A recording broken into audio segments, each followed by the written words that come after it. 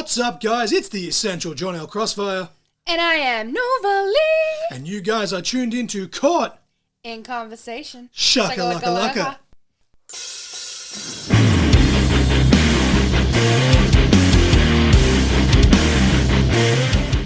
Laka. Welcome, ladies and gentlemen, to episode 150 of Caught in Conversation. Do the hard thing.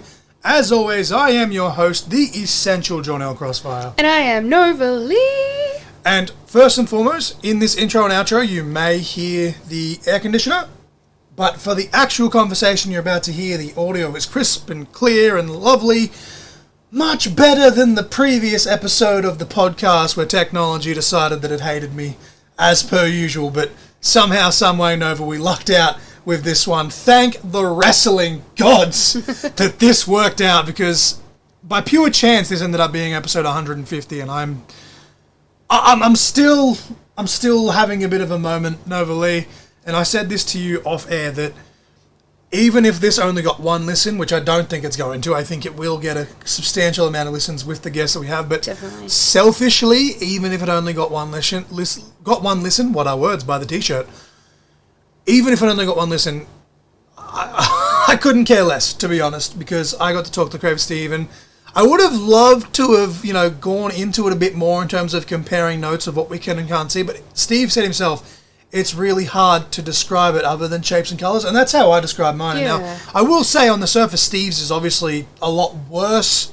than mine is, because Steve can't even see the ring ropes, whereas I can see the ring ropes and shapes and colours and stuff, and he can't make out people's eyes, where I can see people's eyes, but I have to be really fucking close to do so.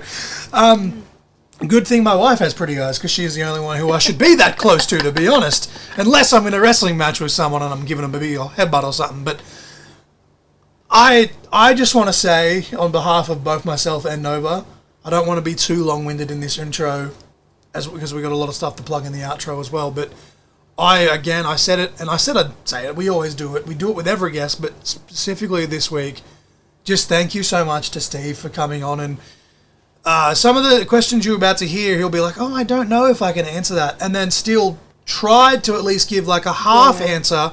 And then in the process, like the one about the advice, he's like, oh man, like that's tough. And then he ended up going and giving really good advice anyway. So the sad part is this conversation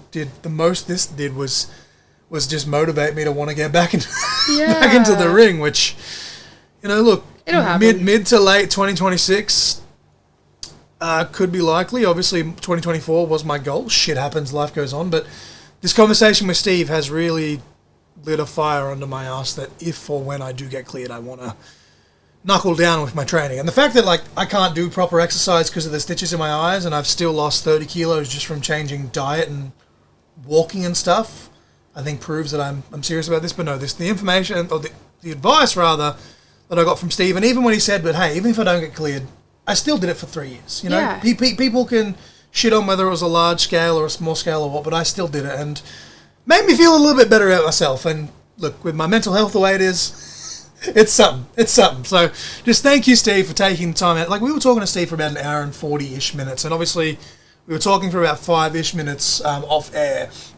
Well, there is one thing though, Nova, because we always hit record as soon as we do the call, or in this case, Steve actually called me, which that was fucking weird, looking down and seeing that Crazzy Steve was calling me. But he said something when it was going over the rules. There was a few things that he said we couldn't talk about, which obviously I won't say what those things are because that would be redundant. But in the midst of that, I said, look, man, say whatever you want. The only rule is don't bury anyone. And I was like, I couldn't see why you would. He said the best thing, and he's like, I'm fucking Canadian. Why would I bury anyone? I really wish I had have clipped that. Yeah, I told you. Because I wanted to send it to Sean, who was on last week's episode as we record this. It was meant to be next week's episode, but hey, we had to fiddle fuck around because of blackouts and reschedulizations and everything. But I thought it was the funniest thing where he was just like, I'm fucking Canadian. I'm not going to bury anyone. I was just like, popped me huge. But Nova Lee, would you like to just quickly do the song and match of the week, and then we'll get into this conversation with Steve. But just thank you, Steve, again for coming on. And thank you, Steve. That should be the name of the episode. Because once we get through the song and match of the week, we're probably going to do a little bit of ranting just about that. But alrighty. So your song of the week was, Absturge. Absturge. I'm just making sure I say it right. By Rottenest, featuring Crazy Steve. And your match of the week was Crazy Steve versus Trey Miguel at a Monsters Ball match at TNA Impact, February 23rd, 2023. And the reason we bring this up, or we have picked this rather, is because this song is Crazy Steve's current entrance theme. Yes. He features on the vocals. It's a pretty cool thing. I went and did a deep dive on the Rottenest Spotify playlist the same day as this interview and have added a lot of their songs to my playlist. Like, they're honestly, they're a fucking vibe. They really are. But yeah, and Steve said they're actually named after Rottenest Island in Western Australia. They've dropped one of the T's, but named after really Rottenest cool. Island over in Western Australia, where all the quackers are. We want to And go for there. wrestling fans So cool. that may have watched the Elimination Chamber pay-per-view over in WWE, they will have seen the videos of like all the wrestlers and stuff cuddling with the quackers and etc. etc. But that is Rottenest Island, which apparently that's what this band is named after here. And this match, I was just kind of going through like Crazy Steve matches, and I was just like, Trey Miguel is someone that you and I are actually huge fans of, yes, Nova. as well, yeah. I actually possibly I don't want to shoot myself in the foot, but Trey Miguel has a training school of his own, not to step on Steve's toes from what he's about to talk about here. But I've actually been talking with Justin about potentially talking to him about the school over there, because again, we have a lot of US listeners. I don't know what area they're in, but we have US listeners, and just a lot of the guys and girls from Australia are travelling abroad now anyway, so just have more options to go on about. Yeah. And I have actually... Justin actually gave me Trey's personal email, and I have hit Trey up as well, but unfortunately he's a busy man. He hasn't quite got back to me. But this match, by complete accident, was in the little highlight clip that I put up announcing the episode where Trey took the cannonball with the trash can, and that wasn't even intentional, just by, again, pure circumstance. I was like, oh, this is a good match, and then was like, oh, wait a minute. We actually used that in the video clip. So Yeah. It's just a great match. Steve himself said that he wanted to just break out on his own and do some cool stuff. And obviously the Monsters Ball match, a reference to his former partner in Abyss. But no, it's a really great match, especially for a TV match, as people say. Impact TV just hits differently. It really does. The episodes of Impact compared to any other company. That's just my opinion. But regardless, Nova Lee, are you ready for this one? Yeah. Are you nervous for this one? Maybe a little bit, yeah. All right, so I'm going to do what I usually do is, ladies and gentlemen, make some noise. Ladies and gentlemen, please welcome the former TNA Tag Team and Digital Media Champion, as well as the former AAA Mixed Tag Team Champion. He is Crazy Steve!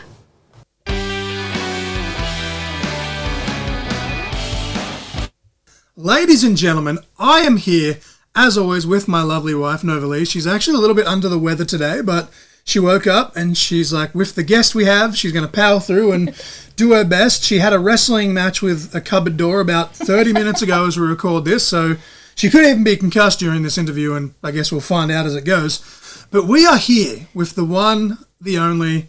I could go through all the accolades. I'm not going to do that. Nova will do a pretty sick intro in post.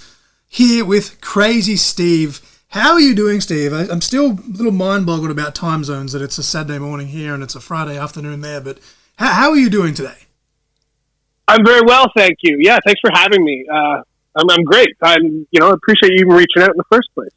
And yeah, the time zone thing totally threw me for a loop too. I know it's the morning for you guys, but I at least thought Sunday kind of blew me away when you told me that. Yeah, so I try my best on this show to not be super generic with questions. I know that that's, for example, I literally just finished watching / listening the other YouTube podcast that you did with Dina in the 3 parts, and he asked us some really good questions, and you guys went really good into detail there. So I'm hoping I don't make you repeat yourself too much for stuff that you've already talked about. But we have a core questions. I call them the core 5. So original. We have 5 core questions that we always ask for the first-time guests, and I say first time in the hope that there will be more, and then we'll just sprinkle everything else in between. So the core 5, do get a little bit redundant or generic, I do apologize. However, the first question we ask is always the same question, and I just think it's a great little icebreaker for people that somehow may not be familiar with you. Obviously, this podcast is a lot for small-time Australian wrestlers, but I somehow ended up with a dude from Canada on my show. But for the folks listening, Steve, just to break the ice, what was your earliest wrestling memory? Oh, wow. That's tough. Like, my mom would always tell me that, like, from the time that I was able to see, which I'm sure we'll get into that. But from the time I was able to actually see, she put me in front of wrestling. So, like, I don't have these cognizant memories, but, like, from the time I was, like, 1 year old, wrestling was in my brain, at least, or being presented to me. I feel like my earliest memory might have been WrestleMania 4, like getting a VHS tape of it and watching it. So I would have been 4 years old at the time. That's how I keep track of my birthdays, is by WrestleMania. That's actually amazing. So cool. Yes. So, and Roman numerals too. That's how I know my Roman numerals. But yeah. So I would say, like, that would be my earliest memories. It's got to be like Macho winning the title and just being in my grandparents' house and watching that VHS.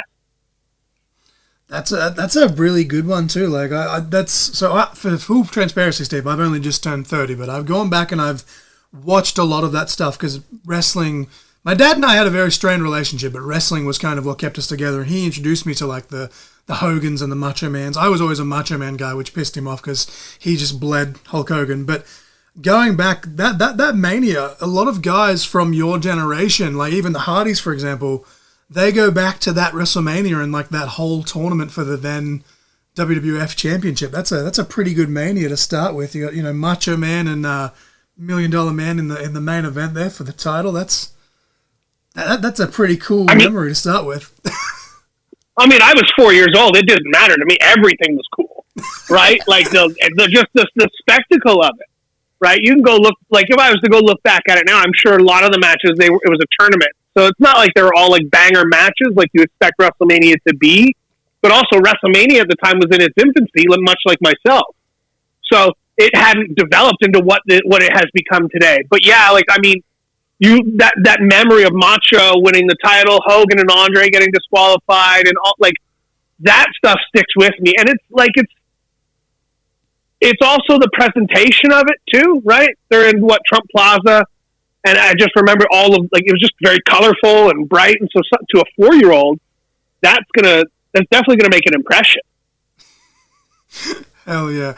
And in terms of timelines and stuff, this is going to jump all over the place because both the co-hosts here are severely ADHD. So we're going to fast forward all the way from Crazy Steve being 4 years old. At what point, Steve, did you discover that wrestling outside of WWF / possibly WCW existed? Like, when did you first come across the territories / independent wrestling? Independent wrestling didn't come to me till late. Like, I'm talking like 17, 18. I didn't even know that was a thing. But like outside of WWF would have been, I was getting tapes from everywhere. Like my grandparents on both my mom and my dad's side supported my obsession with wrestling. So they lived elsewhere. And I remember my grandfather would just record 8 hours of like NWA and stuff like that. And then when I'd go visit him, he'd give me the VHS that he recorded. So I'd bring it home and I'd have all this new wrestling that I've never seen before. And of course, magazines and stuff like that. I knew that outside of WWE, there was stuff. And I was able to get what I could get. But as far as independent wrestling was concerned, I had no idea. Like, to me, you learned how to become a wrestler at like the Hart Family Dungeon, or it was like, or the Power Plant, or like these big schools that were like advertised on television. I didn't realize that almost anybody can open up a school and say they can be a teacher of professional wrestling. Which is kind of crazy because we'll get to it properly a bit later. But now you yourself, all these years later, are a teacher at a school, which is probably wild for you to think about. But Nova, if you'd like to take over and ask your first question here for Steve. So now, Steve, first of all, thank you so much again for coming on. We're just so grateful. We could, this is not how we would imagined our 150th episode. We lined up so perfectly. It wasn't even intentional. Oh, wow. It was not even intentional. Yes. So my first... It was meant to be. It was fate. Yes. So my first question for you stems a bit off the conversation you had with Cody Deaner, which a lot of this conversation will go back to and such, like we mentioned before. Just because I've just listened to it, so it's fresh in the mind. Yeah. But you mentioned how you went to train on with Eric Young and that he didn't want to take your money because of your eyesight. But when you were doing the backyard stuff, was there any hesitation from your friends or peers before them, just worried about your eyesight at all? No. We're kids. There was no, God, no. Who cares? No, let's just do it. No, it wasn't even a thought. Not even a thought at all. And I still have some of those tapes and some of that. So I remember doing some of the silly stuff we did. And don't get me wrong, we never did anything like light tubes or anything like we were cutting each other, anything like that. There was tables and weapons and stuff like that, of course. But I just want to kind of get paint a picture of what our backyard wrestling was like, as opposed to what some people have seen on the internet, and assume that that's what we were doing, which it wasn't. We were very much, it was a character storyline based. It was a lot of fun. I have nothing but fun memories. And no one ever got hurt. No one broke any bones. There was there bumps and bruises, maybe some black eyes and stuff like that. But we're 17-year-old, 18-year-old kids, that's what we're going to do. And we live in a small town, right? I had, nothing but fond memories of that. But as far as hey, he's blind, maybe just don't hit him in the head with that thing. No, there was none of that. You were just like, do it. That's always the old adage, though. Yeah. It's always the old adage, though, Steve. And obviously, I'm very self-deprecating on this show, but obviously you're on a much higher scale of professional wrestling than I was or ever will be. But it's always the old adage of when you're in there with your buddies, even now, officially, you can always hit each other just that little bit harder because you're buddies. So I can kind of see that. Yeah, 1,000%. 1,000%. But I can also. It's a trust thing. There's a bond that comes with that.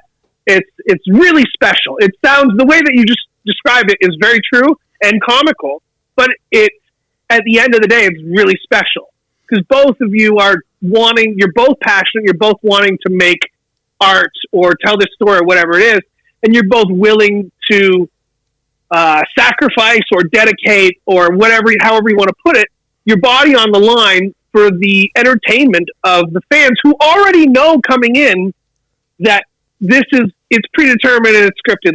They know that, and that's fine. They're in on it. Everybody is in on it, but there's just something about being in there with your buddies that you're close with, that when you're in there and you're doing that sort of thing, I don't know, it's this unspoken thing, but it's true. It is. It totally is. And as a 17-year-old kid or a 16-year-old kid with your buddies in the backyard, it's the same thing.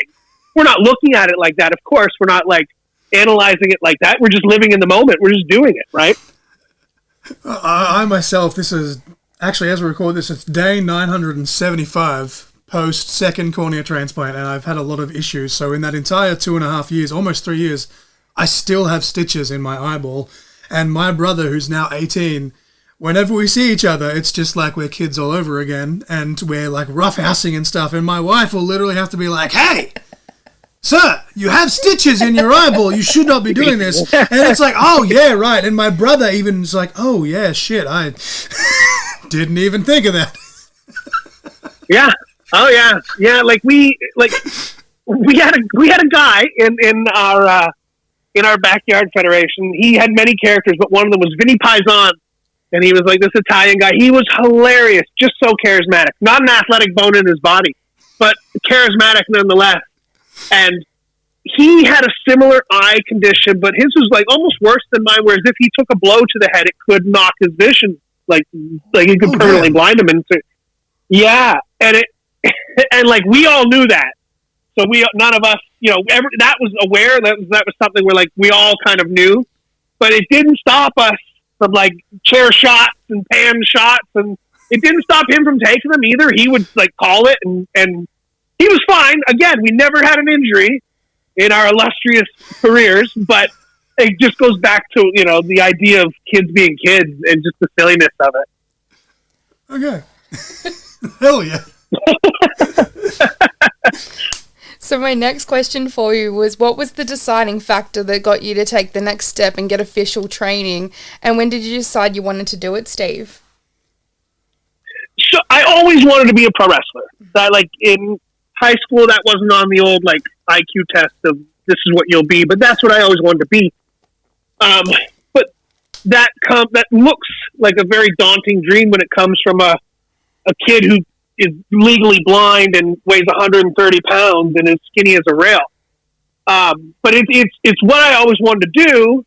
I just didn't know how to go about doing it. And then once my friend, my buddy, my brother, Jake O'Reilly, Independent Wrestling's Jake O'Reilly, introduced me to Eric Young's WrestlePlex, and it kind of became a reality.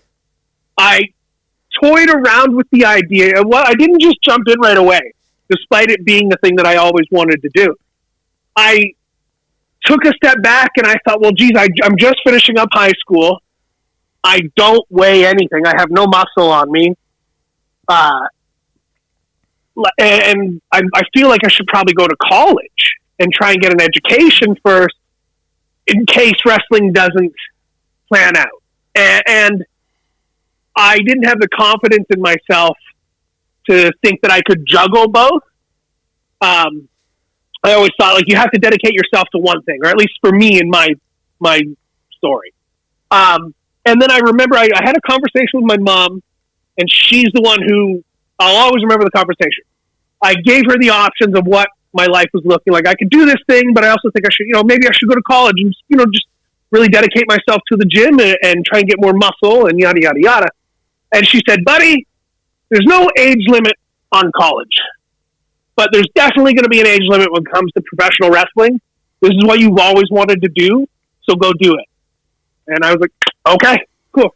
That's the best advice. Like, yeah. And you did touch on that on Dina's show. And again, this is going to keep going back because I only listened to that a few days ago. That was what inspired me to finally. So I did the math. It's been 1 year and 8 months since I hit Steve up and he said he was keen. It's taken me almost 2 full years to grow a set of cojones and actually tee this up. But you mentioned that in the Dina thing, and he basically like, I had the almost exact conversation with my dad, which is kind of funny because same thing, but both my mum and dad, my dad straight up was like, I don't agree with it. I don't like it. And it was mainly that he was worried about my eyesight because I too have always had issues and da-da-da. And he was worried that if I took a knock, I'd go fully blind or lose an eye or whatever. But he's like, it's your dream, sure. So I kind of supported it. It was a very like backhanded kind of thing. But then my mum, I always make jokes with her because when I was 12 years old, she's like, it's just a phase. And my brother, there's a 12-year age gap between my youngest brother and I. So at the age of about 15, 16, when like it really hit the peak of, I don't know how, but I'm going to do this. But I don't know how I'm going to do this. My brother got obsessed with it. My mum's exact quote was, I turned him into a wrestling freak. And she tells me, but I always laugh because when I was 12 years old, just before my brother was born, she's like, the wrestling thing's just a phase. And then exactly 12 years later, she followed me interstate for my first interstate booking, which was a 16-hour drive. Oh, wow, and we're like sitting in the hotel room, and I'm like, I always, every time like we're at like a wrestling show or something, it often comes up and we're just laughing of, remember when you said this was just a phase? And she's like, yeah, because like she flew, she took the easy way out. She's like, yeah, I just flew halfway across the country to see you wrestle. And I'm like, yeah, I just drove 16 hours across the country. And thus began the losing more money than you make. But hey, that's what it's all about, right? That's right. But I just love that it's you have that thing with your mum where she's looked at it and gone, hey, that's so cool. Because most parents, I think probably about 99.9% of parents out there would have had the same reaction to Cody Dinner's dad or my dad and been like, the fuck you ain't.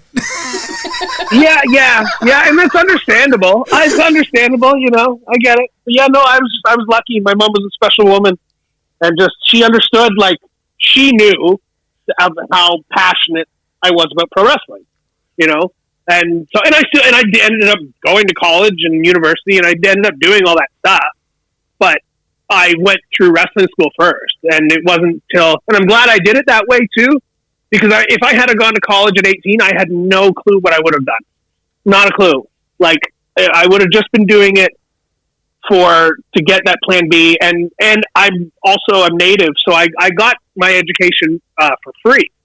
Like, and so I felt as though, even though like I hated school, it was torture to me, but I knew it was important, or at least it was, you know, instilled in me that education is important. And the fact that I was getting it for free, I was like, there's people who would cut my head off to be in this position. I'd be so silly to just waste that.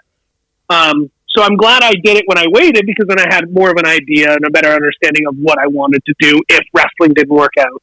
And like, I'm glad that wrestling has worked out for as long as it has, because I don't want to do that thing. But yeah, no, my mom, she was a special woman, and just having that support is very important. And on the other hand, too, on the opposite, like my dad was not supportive at the time, and we didn't have a great relationship either. But that also, like, I use that as fuel to kind of throw it back in his face of like, fuck you, I can do this, and fuck you, I will do this. Right. And like today, like we have much better relationship today. It's very cool. Like, he wakes up super early in the morning, and he turns on Sports Desk or whatever. And there'll be mornings where he turns it on and he'll see me on TV, and cause it'll play like old episodes of Impact. And he'd tell me about it when he calls me. Oh yeah. Like, I can't believe it. I woke up this morning, I had my coffee, and I turned on, sure shit, there you're on TV, and yada, yada, yada. We'll both laugh about it. It's a cool, like, full circle moment to have with him. But at first, in those early years, we just didn't have a good relationship. He wasn't the best version of himself. And so, again, I had both. I had, like, the positivity from a mother, but I also had the disapproval from a father. And that combination, as imbalanced as it could be, is at least for me in my case, I just utilized it as fuel. And utilize it as, you know, to keep that drive and that hunger. And again, that attitude of fuck you, I'll show you. It's almost a version of a yin and yang, though. Almost. It's kind of very much so. Yeah. It's very balanced. Yeah. But just before Nova asks her next question, Steve, if you don't mind, what did you actually study at college? Social service work. I like the ironic. The irony was the ultimate goal would be Crazzy Steve the therapist, essentially. Yes. That's like, got to come to fruition, surely. Well, like, I don't think it won't. That was the original, like, in school. I had, my childhood was very storied, like a lot of people were, but I came out okay, I felt like, and so I chose that because I had a history with friends and stuff like that who were like, you're really good to talk to, and like this, that, and the other. And when I was going through school with social service work, I came to find that it was a very female dominated area of education. And so they were looking for males, and in all of the things that I did, I excelled at, and I had gotten compliments of like, from a lot of the female students saying that they felt comfortable with me in those like therapy sessions, which is an important thing in that field, because I mean, especially being a male, you can be looked at as like a dominating presence. And so divulging personal information for any female or some even other males might not be the most comfortable, which is why I'm assuming it's a mostly female dominated profession. So I found like, okay, like maybe there is a calling here for me. It's just ironic that like that would be civilian Steve would be the therapist, but in pro wrestling, he's Crazzy Steve. It's almost like kind of like a Joker-esque type thing, but it's like a Batman-esque thing. But if it was the Joker, that's what I was getting at. Sure, yeah. That's amazing. So now just kind of switching gears a little bit, Steve. Before John asks his next lot of questions, could you just tell us a little bit more about your official diagnosis in terms of your eye condition?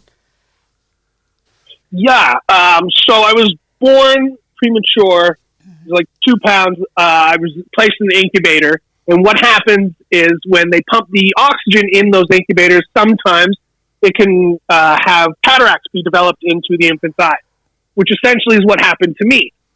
So I was born completely blind based off of the cataracts, but my parents don't know this because, I mean, I'm a baby, right? Yeah. So it wasn't until they got to bring me home and they're like, he's a good kid, but he's not really he doesn't do anything.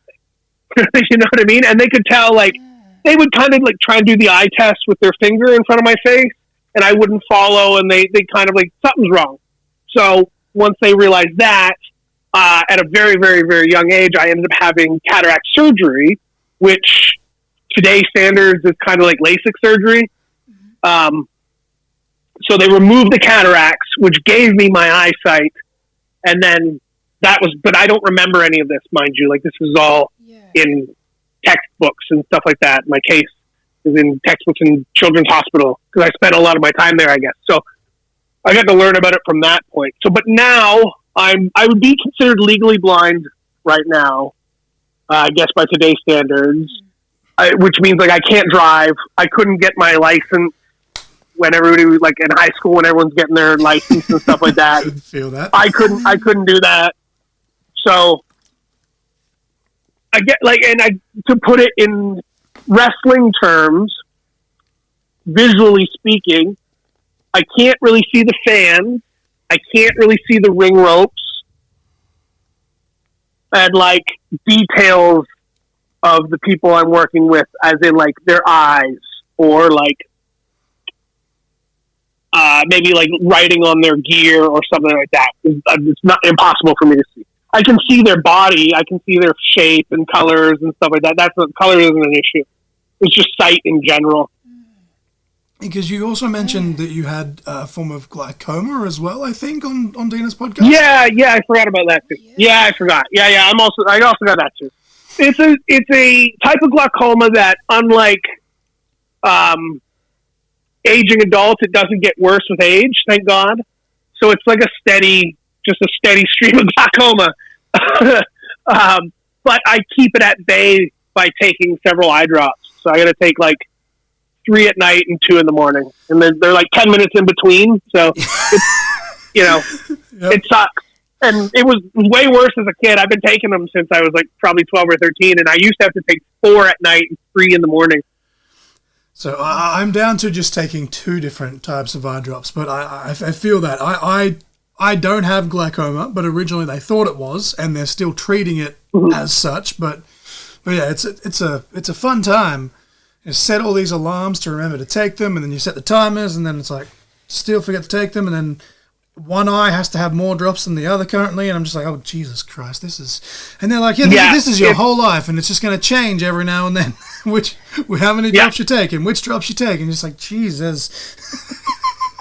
I've done it for so long, though, it's nothing to me. I do it on airplanes, I can do it on a roller coaster. It would not bother me. I've done it so often now that it's annoying. Don't get me wrong, there's late night where you're out with the guys after shows and stuff like that, and everyone's going to their selected hotel rooms to crash. And I'm well, I still have to be up for another 30 minutes, even though it's 2 in the morning and I'm dog tired because I haven't done these eye drops yet, and I have to get them in. And you got to scream X amount in, yep. That's what I mean, and no one really understands that, nor should they. But they don't. It's just a thing. Oh yeah, I guess you do have to do that. And then I got to wake up early because if we got a time that we have to meet, well, I got to wake up at least 20 minutes early, not to get out of bed, but to lay awake for 20 minutes while I'm fighting the urge to go back to sleep, so I can do these eye drops. It's a hassle for sure, but I've just learned to live with it. It's no big deal now. Yeah, I've gotten to the point with mine now because obviously, again, can't drive. My local eye specialist basically looked at me and went, this is too complicated for me, and sent me off to Sydney, which is only 4.5 hours by car. On the train, it's an 8-hour train ride. So I'll be on a moving train going downhill on these bumps, and my alarm will beep and be well, shit, here I go. And I'm just trying to put my drops in on a moving train, and everyone's just looking at me funny, and it's just yep, this is my life. Yep. Oh yeah. I've definitely done it in cars where you hit a bump and then you stab yourself in the eye with the dropper. I've definitely done that a time or two. I am one of mine, and it's the specific brand is Maxidex. One of them. It's not. It's just for like I think it's just for the pressure in general. But the like the little bit like the seal when you crack it, I don't know what it is. It's just this brand specifically. This bottle, the little ring thing has a habit of coming off. I remember one time it fell out and like full stabbed me like in the eye with the jagged edges and everything, and I was just like, "Oh God, the irony of this!" I'm trying to put this eye drop in, and I'm just like scratching the shit out of my eyeballs with the ring that's like fallen off. But you've mentioned that's happened to me a time or two. Yep. It's a fun time. But you mentioned you kind of did a really good job of describing that the way you do see things or lack of seeing things. But you mentioned on the Dina conversation, again, I'm sorry, I'm just going to keep going back to that just because I listened to all three only like 2 or 3 days ago, right before I reached out to you. But you talked about how you had that same issue in a Feast or Fired match where you didn't realize you'd climbed the wrong turnbuckle until you were already up there. And you also said with the Ultimate X matches that you can't see the cables. So you basically just jump in the air and hope that you can grab something. But is there anything in terms of specific moves or drills or stuff that your depth perception or sight struggles with? Because I know you said specifically you don't trust yourself to catch people, which makes sense. But is there any like just basic moves or drills or anything? Because there's a few things that are very basic that I might get to in a moment after you've answered. But is there anything specifically that your eyesight and depth perception and stuff struggles with or you don't like doing? Nothing that I would be doing as far as like a drill is concerned. No, like that's fine. Anything that I'm doing on my own is obviously it's fine. But there was nothing like certain moves. Like I said, certain moves. Like I'm not doing top rope leg drops, for instance. Thankfully, as I look back on it now, my hips thank me.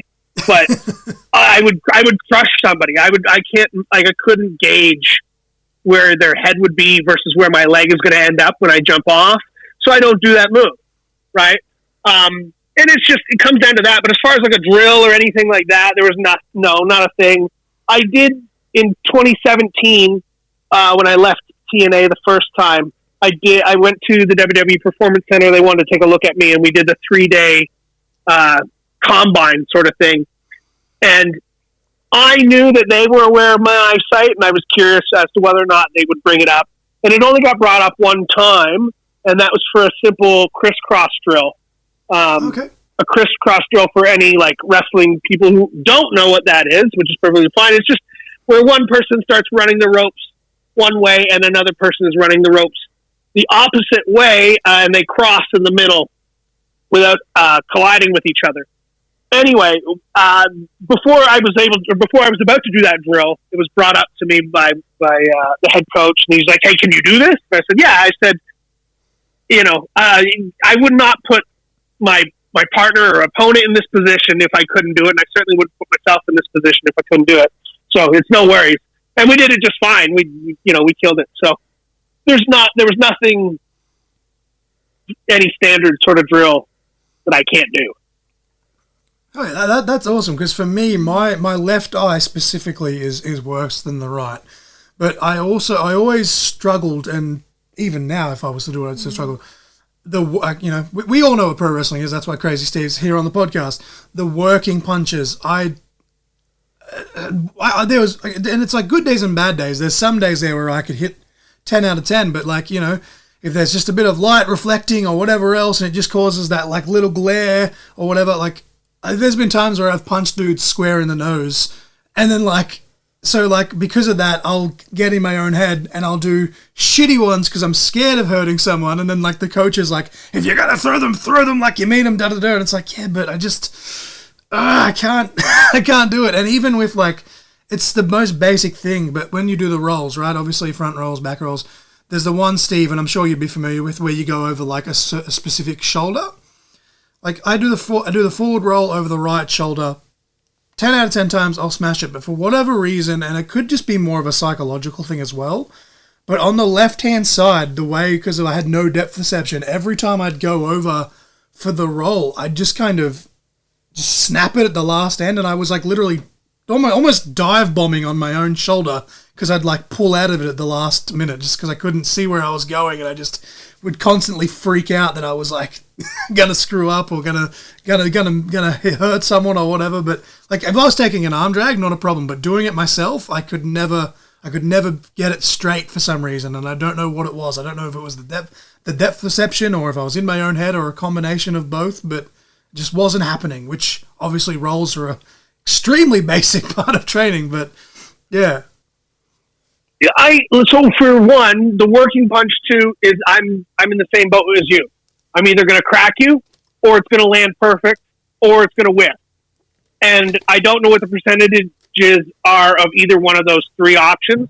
So I pick and choose my spots as to when I'm going to throw a punch. I can throw what I think is a really good working punch from a physical standpoint because I've worked on them, but I don't do them very often, and that comes from like a confidence standpoint. It just depends on, again, just the scenario, and I can do it. I have for sure, but I would rather throw forearms because I know I can throw them with enough force that it's not going to smash your brains in. Plus, I have my hand on the back of your neck, so I have full control. And I think that comes. Like, I'm very good with hands-on learning, despite my shitty vision. And when being taught professional wrestling, that, I think, helped me pick it up a lot quicker. I totally know what you're talking about with the rolls as well. I had to do both as well. You do your front rolls, your back rolls, but then you do the left roll, the right roll. And it's awkward for me, and my left eye as well is the worst of the two. But I don't know that it might have been awkward, but I got it pretty quickly.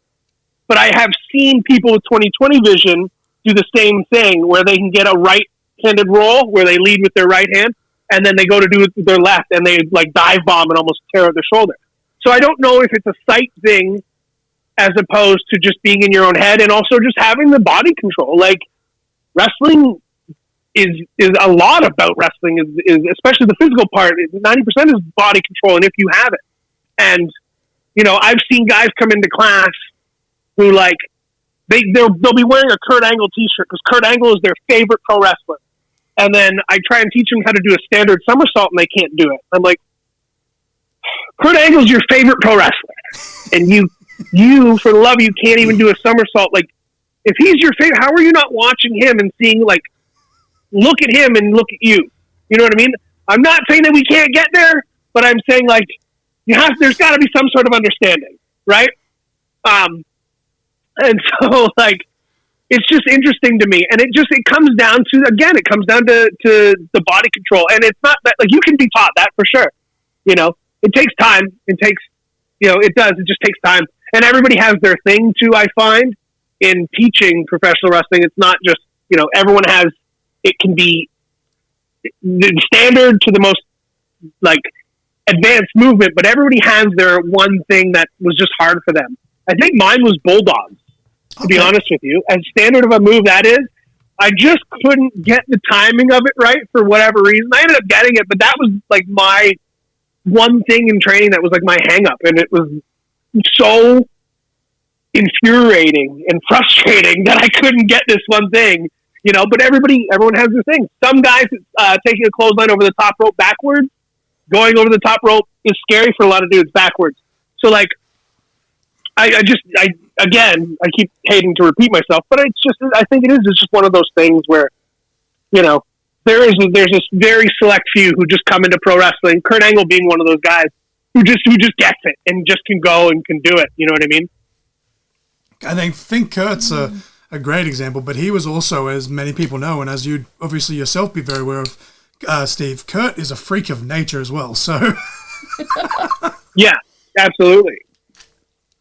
I did want to quickly share a story though before we moved on, because Nova's just reminded me here, talking about the how you had trouble with the feast or fight thing. It reminded me of a little story, and it's kind of like the reverse here. We had a match in one of the companies I work for. It was called the Pick Your Destiny match, but for better or for worse, it was basically just the Feast Your Fired match as well. Similar to like, yeah. I think it was kind of more similar to the way WCW did it, where like it wasn't always the same thing. Like sometimes it'd be a title shot, maybe the actual title could be in the case, whatever.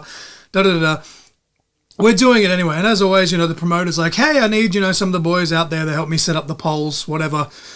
And we looked at it, and I'm like, okay, and it was like, okay, it was agreed upon that I would get insert corner here, whichever corner it was, because it was the best lit, and if I'm going to be standing on the top rope, which I could do easily, I had no problem with, but if I'm going to be standing on the top rope while trying to, like, screw things in and use tools, I need to be in the corner that's the most lit. Seems the obvious thing, right? Seemed like unanimously across the board, the entire roster went, yeah, no, cool, John has that corner, we'll sort it out. I don't know if somehow collectively the entire roster just forgot, or maybe they were trying to stitch me up in some kind of weird rib way. But we went out there to set up for this Pick Your Destiny match and put the posts up and the briefcases and all that. And it seemed like everyone bum rushed to the one fucking corner, and somehow I ended up in the darkest corner of the ring, right next to where the entrance was. So obviously when the entrances are happening, it's all lit up and beautiful. But I was in the corner. I've got surrounded by curtains. I'm trying to stand on the top rope without falling, all while trying to find the fucking hole for this screw. And then I find the hole. I drop the screw. So then I've got to climb back down, grab the screw, climb back. It was a whole thing, and if I had footage of it in hindsight, it's probably funny to watch. But I was like, these motherfuckers knew I couldn't see, and here I am standing on the top rope with these little pinholes, trying to screw these posts in so I can hang the briefcases for this match. It took way longer than it should have, and I was going to say, you would have been on a time crunch too, right? Because they're getting ready to do this match, correct? Yeah, and I'm just like, fuck. And then the best part is, though, I turn around, and it was because, like, I don't know if one of the bolts was rusted or something, but I turn around, and one of the guys behind me on the other corner, the screw, like, was threaded or something, and it just would not go in. So, like, I'm sitting there going, fuck, like, I'm blind, like, how am I going to do this? And then I turn around and, like, I still wasn't the last to finish, so I'm just like, haha, I can't even remember who the guy was, because he's since left, because, as Steve having a school would know, people come and then they don't want to pay their dues. And then they go. he wanted to come in and wrestle, not screw things in. But, like, I look around and this guy's, like, he's having a wrestling match with this screw, so I was like, you know what? All that stress, like, in my head, I'm looking around, I'm like, people are looking at me, people are telling me to hurry up, and then I look around and, like, this guy's still going, and I was like, you motherfuckers. But I swear they stitched me up. Hey, at least you're not last. At least you're not last. I'm 100% convinced that they tried to stitch me up with that.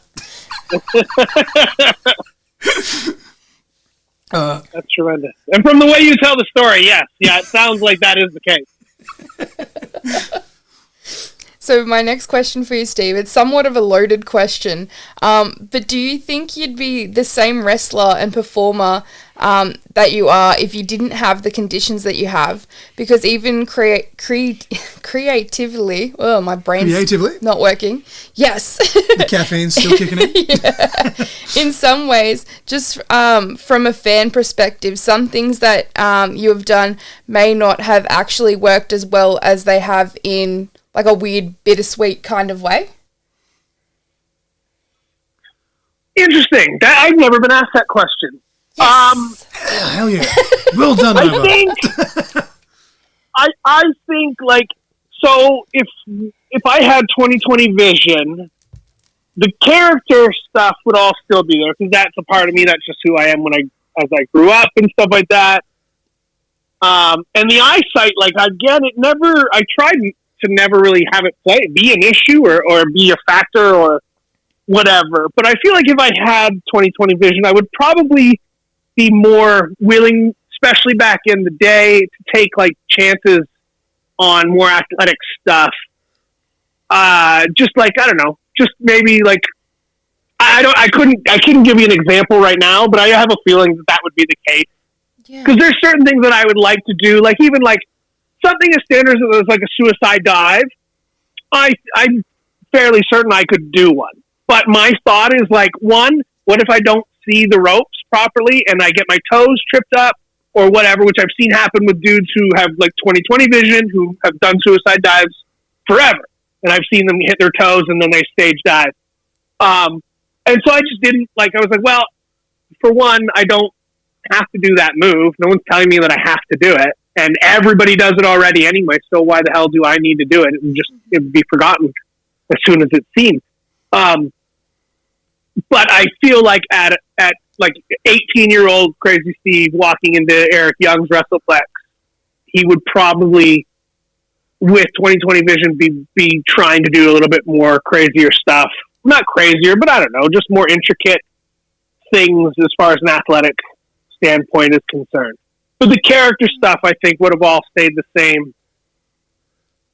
Okay, it's a very no. I definitely, I can see what you mean about the worried about the ropes. But I could obviously seeing the Crazy Steve character and what you can do. I have 100% faith that you could definitely pull off a suicide dive. But before I forget, Stephen, I'm trying my best to cram all of this in while trying to be as respectful as I can of your time here. But the whole blinding other people thing that come to fruition with when you were using the fork and stuff. I shit you not, about 2 months before you started doing that on TV, I said to Nova as a joke that I'm like, when, somehow, maybe I could get cleared, because in my everyday life, for context, Steve, I still have to semi-regularly wear an eye patch, because as I said, I've still got stitches in the eye.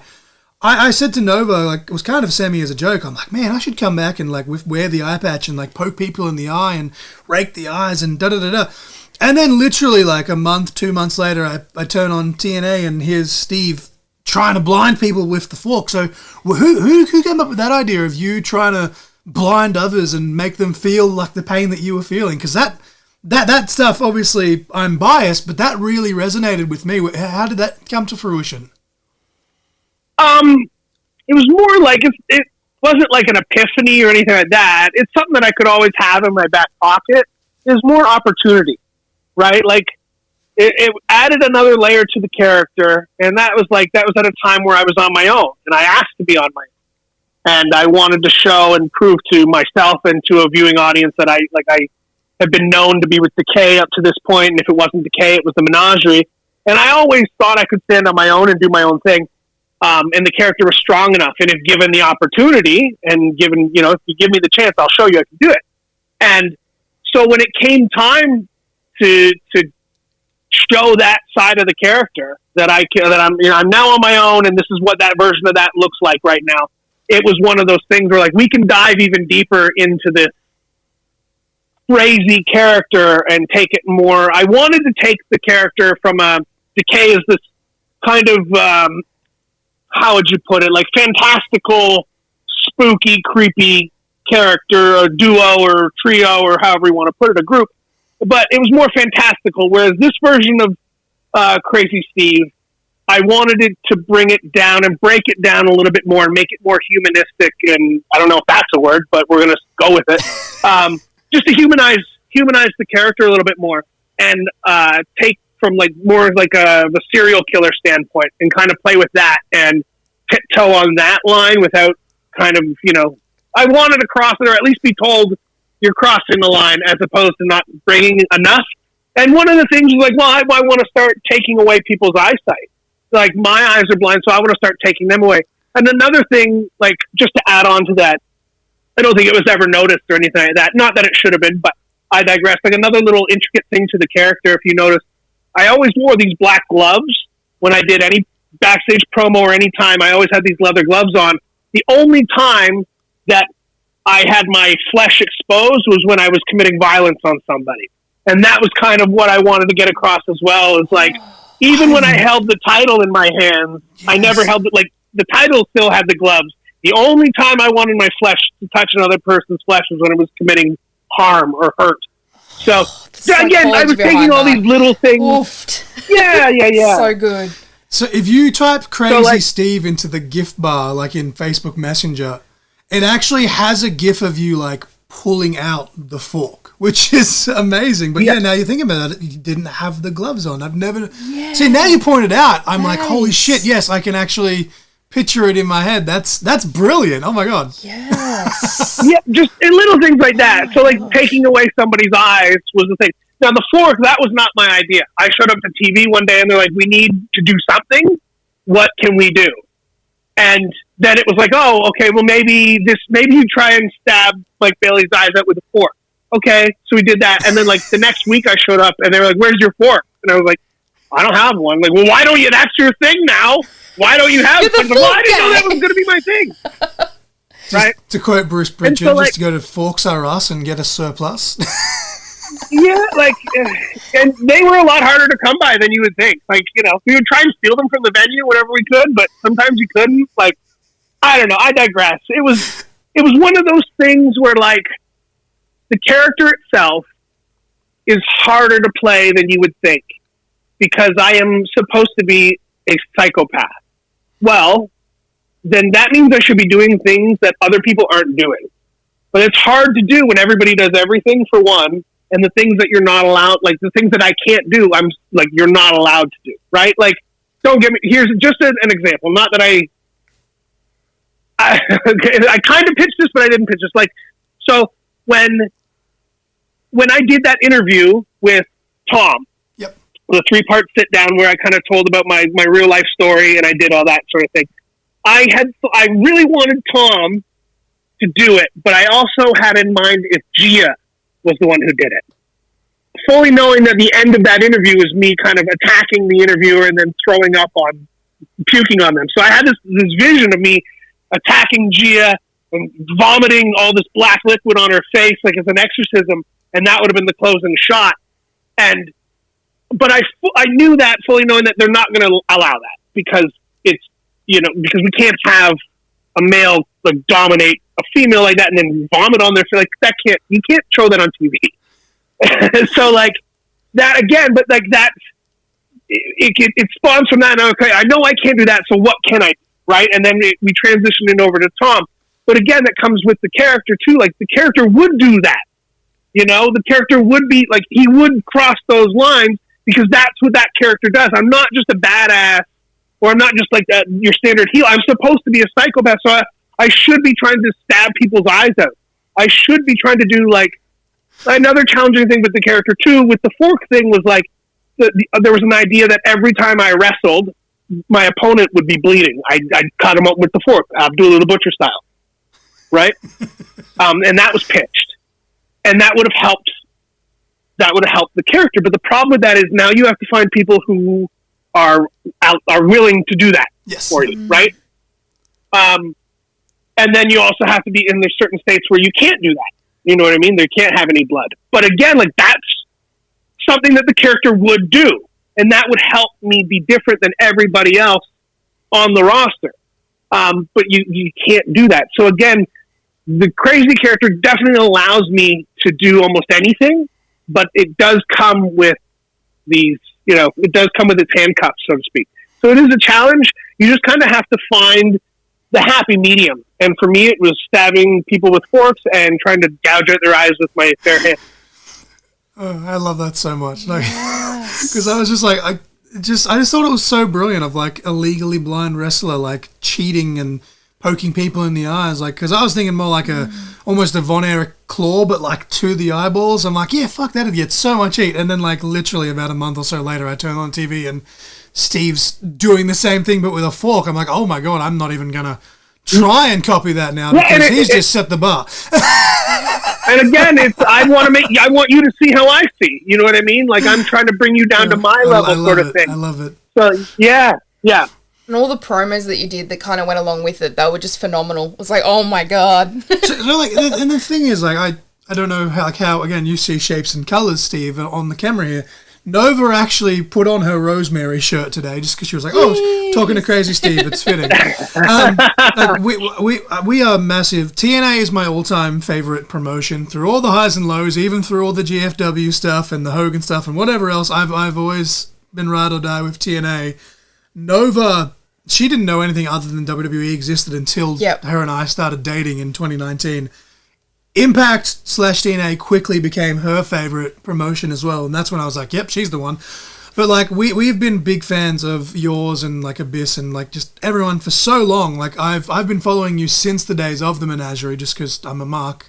But like when you did those interviews and revealed to the public that you were legally blind, I was just like, I as you said, it was a 3-part interview with Tom Hannafin.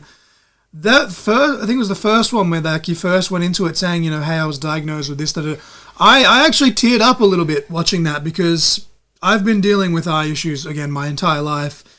It's been 4 years exactly since I almost completely lost my right eye due to an infection. I was working as a janitor at the time. Absolutely glorious job. I got an infection. My eyeball legitimately almost exploded. And as I said, I'm on almost 3 years now of having stitches in my left eye just because I keep having complications with the cornea transplant. So, like, I'm going through, like, all this stuff from 2021 to now, like, where it's really flared up again. And I see this dude who I've watched for so long just open up and, like, he's legally blind. And I was like, oh, my God, because a lot of people didn't realize, because I never really made it known that I was wrestling as a legally blind person. They thought I was just clumsy. And I'm like, you know what? I kind of am clumsy, so that's fair play, but they didn't realize I was a legally blind pro wrestler. It's a very long-winded point I'm trying to make. But, like, then I see Crazy Steve on TNA Impact talk about how he's legally blind. And, dude, that meant so fucking much to me. Like, I shed a tear. And then to take that next step into the fork stuff that we just talked about was just brilliant, because it was like, oh, I've got so much sympathy for this guy, and like, he inspires me, and da-da-da-da. And then to take that, like, little serial killer pivot, like, that's some, like, I go to Jake the Snake in terms of promos and toying on emotions. That is some insane emotional manipulation with that stuff. Like, that was brilliantly done. But I say all of that, Steve, very long-winded, I'm sorry. I say all of that to say that you have inspired me quite a lot, and admittedly I'm a little bit selfish in asking this next question. But do you possibly have any advice for people maybe dealing with similar situations to you, or even just situations in general that can cause them difficulty in everyday, day-to-day life? Because as we're talking about, like the eye drops and everything else, you get used to it. It's a pain in the fucking ass. How do you deal with that and then still manage to go on television or indie shows and just be Crazy Steve and be this larger-than-life personality? That was really long-winded. I'm sorry. Well, that's a big question too. That's a big question. See, I don't know, and it's tough too, because like I've definitely gotten messages throughout the years of people who have told me, like your story, or people that knew. It was like me being a legally blind professional wrestler was not something that I advertised when I first came out, like for the first 12 years, I think, of my career. Like if you knew me, then I would tell you. I didn't keep it a secret, but I didn't advertise it because I didn't want it to be the reason why people would potentially use me for professional wrestling. Because as you know, it's a circus, right? Like Zach Gowen, he's the one-legged wrestler. Well, let's book him because he's got one leg. That's awesome. So that's a bonus for you. But you're not booking him based off his personality. You're booking him based off the fact that he's got one leg. And so, like, I didn't want that to be me. I wanted to be known as a professional wrestler. And so that's what I strive to do. And then it just, over time, it was like, Tommy Dreamer was a big advocate of it. Eric Young, Luke Gallows, Sammy Callahan, all these guys were like, dude, like, how come you're not advertising it? Like, it's fucking amazing. Like, people don't even know that you're blind, and they would never know if you didn't say something.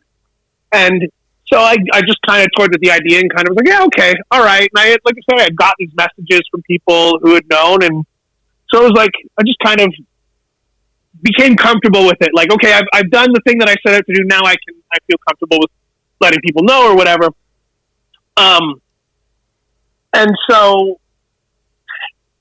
but I also hesitate to give advice. Like, I've talked to people who are training to be professional wrestlers who have similar eyesight conditions, because I always say, like, look, man, like, I can't really see what you see. I really don't know.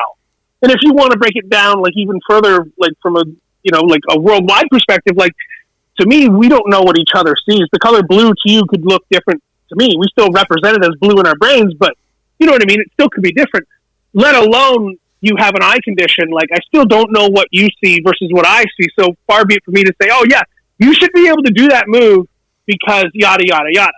What I will say is that, like, as far as advice to anybody who's going through stuff, like, I don't know if I have necessarily advice that won't come off just sounding like generalized bullshit, to be fair, because like I don't know your listeners and I don't know what they're going through, so far be it for me to try and compare my story to theirs. But what I will say is, like, I look at things like you have a choice. Like, we all weren't dealt with the same hand, and so you always have a choice, and no matter what you're doing. I could choose to wake up and not do anything today and, like, stay in bed and be a piece of shit, or I can choose to get up and do the hard thing. I don't ever, like, I like working out. I like going to the gym, but I'm never motivated to go to the gym. I still go to the gym every day. And I accredit it to the idea that, like, I fucking hate going here, but once I'm here, it's fine. And I've never once left this facility saying that was a bad idea. So despite the fact that I hate the getting to, just fucking drive through, just push through and do it. And then you'll be better for it on the outcome, right? So again, it comes down to choice. Like, I have a choice. I could eat healthy or I could eat like shit. And these are my choices. So, like, eating like shit sounds really good to me right now because I really want pizza. But I have a certain goal in mind. I have a specific, vision of myself and how I should look and whatever. So I'm going to choose to eat healthy because that's, it's the harder decision, but it's harder for a reason. And then the outcome, more often than not, always pays off. It's just, just choosing to do the hard thing. And sometimes, and maybe that just comes from me being stubborn, but the majority of my choices, I guess, are stubborn, but it's paid off. So I don't know if that helps anybody. It's just kind of how I live my life, I guess, if I had to put it in a nutshell. I think that's the episode title, 150 Do the Hard Thing. Yeah. Yeah. Do the hard thing. So just moving gears a little bit, Steve, you're a part of the training school for NetPro Studios. How did this school come to be, and how did you become a part of it? Yeah, so NetPro Studios will be celebrating, I think it's year number 2 now, going on year number 2 in February, which is very cool. I was teaching class at Ricky Morton's School of Morton, originally when I moved to my current location, because I wanted ring time, and they opened up their doors to me, and then I just kind of found myself, leading class and teaching. And then I moved from that school to a friend of mine wanted to open up his own school, which is literally like 20 minutes from my house. And he had asked me to be the head trainer. And I said, yeah, sure. If it's really his school, and I'm doing my best to kind of help him out. Even prior to Ricky Morton's School of Morton, I was teaching school in Clarksville, Tennessee, for a company called Tried and True. So I've been teaching wrestling for a while, and it's something that I've always enjoyed doing. I think I'm pretty good at it. I take everything that I've learned from Eric Young, and I have nothing but glowing things to say about that human being. So like, I do enjoy showing kids, like, I like, even in personal, for working out purposes, outside of that, I was a personal trainer too. And so I've always enjoyed showing people that they can do these physical things that they see as like daunting, challenges. Right. So whether it's like someone who wants to lose weight or somebody who wants to, do a springboard, showing them that they can do that and trying teaching them the basics and all that stuff, and watching them succeed is the major, like, that's the big thing that drives me, and the thing that, really motivates me as a teacher.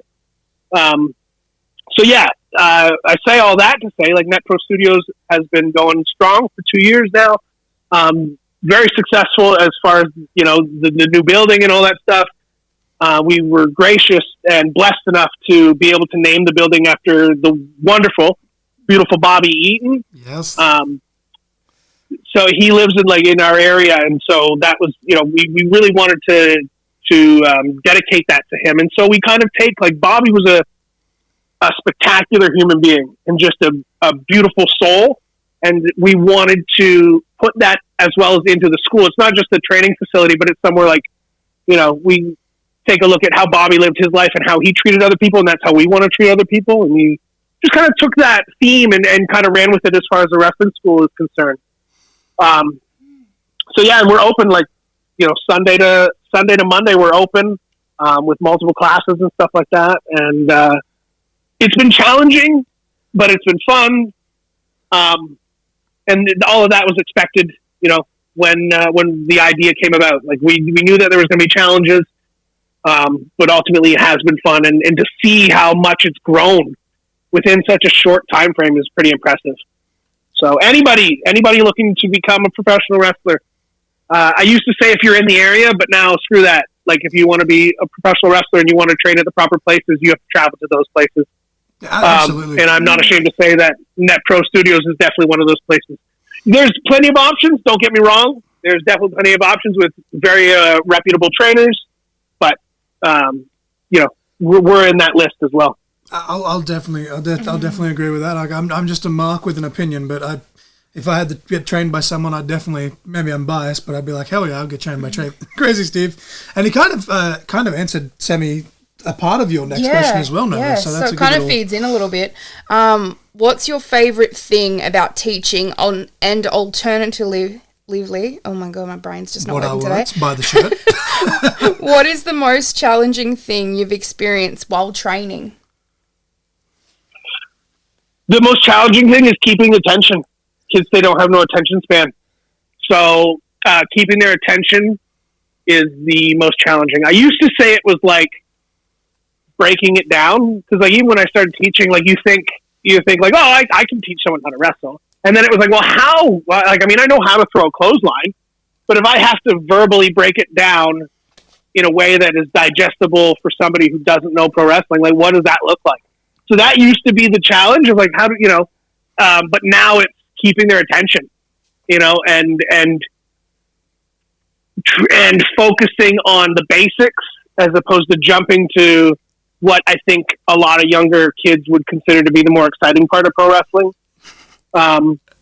which is like that with anything. Like I remember, being in Taekwondo as a kid, and I just wanted to do all the cool stuff. And the teachers are like, well, you really got to learn the basics first before you can do the cool stuff. And just not having that understanding of it or the patience for it as like, as a 10-year-old. Whereas now it's the same thing, but it's, I'm teaching anywhere from 18 to, 30, 40-year-olds or whatever, however old. But yeah, the most satisfying part about it is just seeing these kids live out their dreams and how exciting that makes them, but also seeing how much they grow too. Like I tell people, like, no one has to be in like super shape. You don't have to walk in looking like a bodybuilder, but you should look like an athlete, because what we're doing is, it's a simulated combat. And so you want to make the people believe as much as humanly possible. And part of that is looking the part. Now, not everyone's going to look the same, and I'm perfectly fine with that. So seeing how these kids walk in versus how they look when they walk out is also very satisfying and very rewarding. And that's speaking from experience. Like, you mean, like I was a small kid, and I'm not necessarily the biggest guy by any stretch of the imagination, but I'm definitely in better shape than I ever thought I would be. And that's just from dedication and whatnot. And from a personal standpoint, I feel so much more confident in myself. And even if wrestling wasn't a part of my life, I'm still so happy that I dedicated as much time to the gym as I have, because I think it's made me a better person.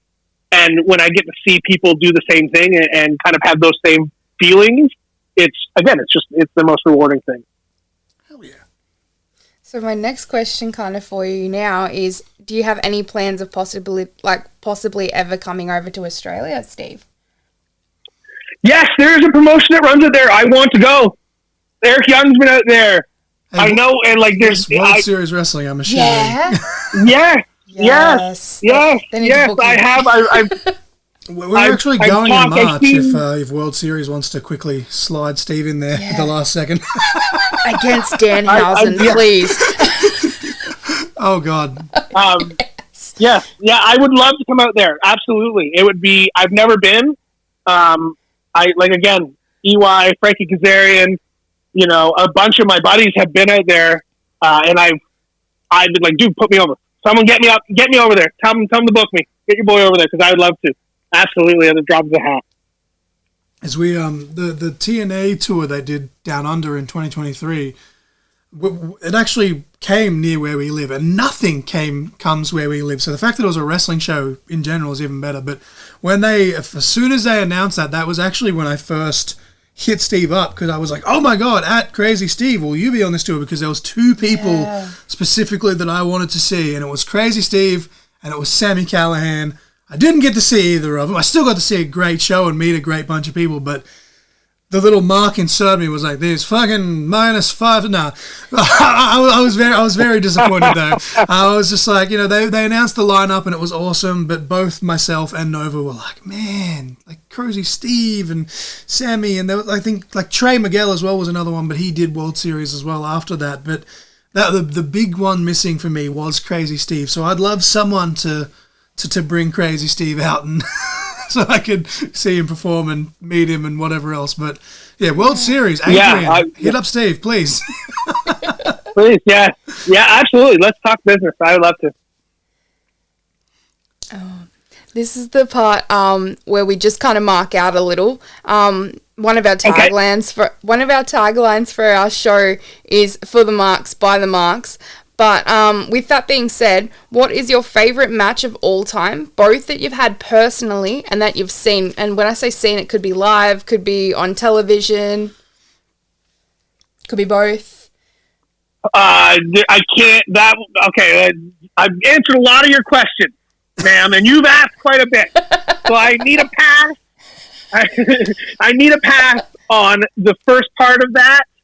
Actually, maybe on both of these, because it's tough, right? Like, I've watched so much wrestling, and I've had appreciation for so many different matches, right? The first one that comes to my brain is the one that I wasn't a part of, is like Shawn Michaels Undertaker WrestleMania 25. It's a classic. God, yes. Popular answer, too. Very popular answer. Yeah, that's what I mean, right? It's super popular, and it's just the first one that comes to my mind. But I could pull up, like, there's a Masawa versus Kenta Kobashi match from or Masawa and Kawada, or there's wrestling from all over the place that is all throughout my brain that there's no way that I can pick one. The same can be said for favorite match, because I don't know how many I've had a lot though, right? So I couldn't, the standard answer is the John Cena answer, right? My favorite match is my next one.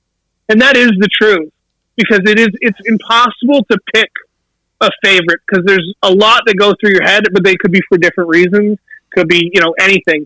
But the next one, the one that's, on the horizon is your favorite one. That's the one I'm putting the most thought into.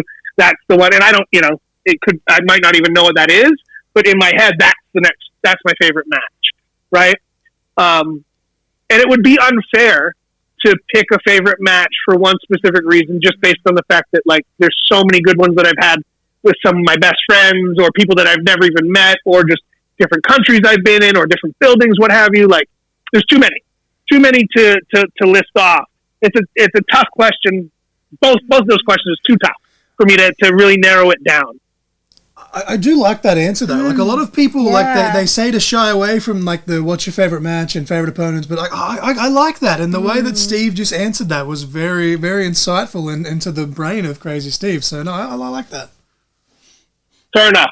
I did my best to, at least if I'm not going to answer it, I'll at least tell you why. Yeah. No, and it makes sense, because especially with your personal matches, they've all led you to where you are today. So it kind of makes it hard to kind of distinguish, hey, which one was the favourite here? It makes sense. Yeah. Yes. Well, I mean, I only had a total of 46 matches in 3 years, but and they were probably pretty much all the drizzling shits. But I can look at matches with my buddies and be like, that's my favorite match because I wrestled my buddy. But it was probably trash. Sure. Sure. Yeah, but it doesn't matter. It doesn't matter because it's still your favorite match. Exactly, right? It can be anything. Yes, it can be anything. And that's the same with what's your favorite match outside of something that you've been in? Well, someone could have said I like Cage of Death 11, and that's someone would be like, well, that's not Ricky Steamboat Macho Man. So much better. Yeah, or either way, right? Everyone has their own unique style, and it is what it is. You're not wrong. You can't argue it. That's the whole of who's the best in the world. Well, there is no best in the world. Because you can tell me that Daniel Bryan is the best in the world. But some 12-year-old kid can be like, no, Rey Mysterio is. That 12-year-old kid's right. Because he is. But so is the guy who likes Daniel Bryan or Bryan Danielson. Like, that's the beauty of wrestling. Is like there is no best in the world. You can put it in whatever category you really want. So you can measure it from promos to money made to how many buildings they've sold out. And like, you can do all that if you want to, and that's all fun and games. And that's another part of like the beauty of pro wrestling. But at the end of the day, I don't think you can really measure who the best in the world is, because it's so subjective, and every argument is true because it's just based on how you feel. See, I love that because I've got a buddy. He's been on the podcast a few times, Mighty Kai. He gets so heated when people say that like such and such are the best in the world. Like, for example, me personally, my favorite guy currently that's going right now is Kevin Owens. However, if I was to say the best objectively, I'd probably say either a Will Ospreay or something like that. Whereas there's people that'll be like, no, like if you don't say Kenny Omega's the best in the world, you're a fucking idiot. Like, no, I like it's all subjective. Different opinions. It's all subjective. Yes. But in wrestling, as subjective as it is, it also breeds passion. So that's, those two things kind of clash a little bit. And that's what comes out in a lot of wrestling fans. There's your trolls aside, there are those who are just passionate about their guy. But yeah, I mean, and more power to you. You're allowed to be. No one's saying you can't be passionate. But like, there is, at the end of the day, as passionate as you want to be, I just don't think, me personally, I don't think there's like a select one that is the best. Because I don't know. I could make a strong argument that Bobby the Brain Heenan is the best wrestler. See, I actually have a buddy I have a buddy that I argue with between Bobby the Brain Heenan and The Rock in terms of mic skills, and I'm Bobby Heenan all day, but he's just a massive rock mark, and I'm like, that's fine, you can be a rock mark. Like, there's nothing wrong with that. But I mean, you watch any of Bobby's old stuff, like as a worker, he bumped like nobody else. He was so unique in his bumping and could take the craziest bumps, and then you put him on a microphone and he's funny, he's witty, he's got timing, he could call the action from a serious standpoint if he wanted to. Like, he could do it all from a manager standpoint. One of the absolute best. Never put himself in the spotlight. Always made sure the guy that he was managing got the spotlight. But he still was able to get his stuff in and not take away from the guy he was managing. That in itself is such an art form that is lost by today. And so, again, I can make a strong argument that Bobby Heenan's the best. But, again, a 9-year-old kid could just come over and be like, no, Penta is the best. I just saw him on Monday. He's better. I'm like, okay, cool, man. But you're right, I guess. You got the math. You're right. You know what I mean? Like, so that's the beauty of wrestling. So my next one's kind of, again, another marky kind of question. You might be able to answer it. You might not be able to. But who is your... Okay. Who is your ultimate dream opponent, and what is your dream stipulation, so they can be living or dead? I've been asked this a bunch of times too, and it's the same. I will answer it, but it is ultimately, it changes from day to day. Yep. I don't have like a dream opponent that is living currently, but I do have there's certain people that I want to wrestle, and there's certain stories that I would like to tell. I'm not going to divulge any further than that. Goal opponents, just in case it was to happen. But like there's plenty of opponents that I would like to tell stories with, for sure. As far as somebody who's passed away, let's go. I always choose Eddie Guerrero, just based on based off of his skill, but also based off of his reputation from his peers. And I think it would be cool to get to know that human, to build a bond with him. Like, to me, it's not just having a one-off. It's like, who would I like to spend a locker room with? Who would I really like to learn from? Who is somebody that, has knowledge that isn't taught anymore, and unfortunately is no longer with us, and that's like an Eddie Guerrero. Bray would have been another cool human being to study under and to play with. Obviously, I think we would have we were in a text group with each other, but that was really my only communication with Bray. But just based off of the brief text between us, like, I think we would have got along quite well, and I think we would have been able to play and create some really cool stuff if the opportunity ever presented itself. So, like, I guess those are my two answers for that. But as far as, like, the people who are currently with us, I don't really have anybody, but I do have some people for specific, just ideas that I have. So Steve would say he has probably more goal opponents. You did say when you put your thing up about taking bookings in your 22nd year now of wrestling here in 2025 that you wanted someone to book yourself versus Rich Swann, and then I saw even Josh Alexander was like, no, I called dibs first, so that's pretty cool. Yeah, people are arguing over who wants to wrestle you, Steve, which is probably wild to think about. Josh, I've known Josh Alexander from the time he broke into the business. And we worked each other in a tag, but we've never worked each other in a singles. And I remember I put out a tweet like a couple years ago, kind of saying the same thing. And Rich was on that list. And Josh, being the world champion at the time, was like, yo, why am I not on this list? And I was like, fair play to you. To me, in all reality, it's like, Josh is looked at on a different level than I think somebody like me. So I don't ever I do want to wrestle Josh. I would love to. And I think maybe it happens, maybe it doesn't, I don't know. I would jump at the chance to do it. It just surprises me that he's brought it up twice now. Like, no, hey man, like I want this match. And I was like, it's just so cool to me, like out of all the guys that he's wrestled that I've looked up to, that we both look up to as kids coming up in wrestling, that he still wants to have that one-off. And Rich, on the other hand, like, he's my boy. I love Rich Swann. I've got a lot of time for that guy. And I just know seeing how he wrestles, and I know that we would have a banger, and I know that we would have a really good time. Because it's one of those things where you trust each other. It's not like we would go out to smash each other's brains in or anything like that. It's just a matter of, like, I think we would gel very, very good.